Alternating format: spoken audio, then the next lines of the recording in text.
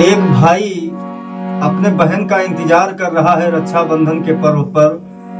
सबकी बहन आती है राखी बांधने और उसका मन ये देख देख कर कचोटा है कि मेरी बहन नहीं आई है भी। बहन उसकी दूर है, किसी कारण बस नहीं आ पा रही है। वो भाई कह रहा है अपने बहन से, ओ बीता जाए रक्षाबंधन,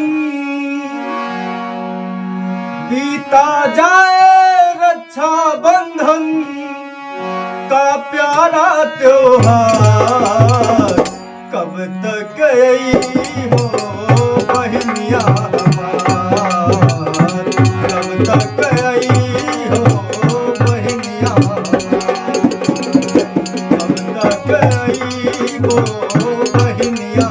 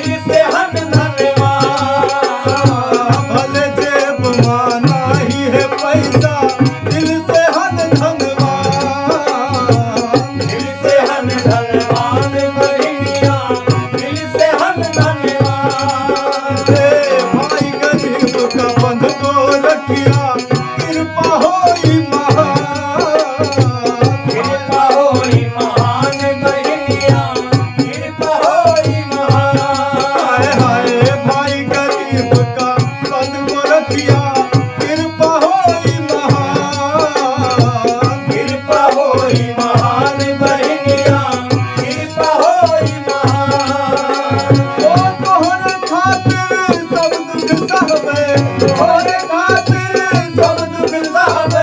न देवे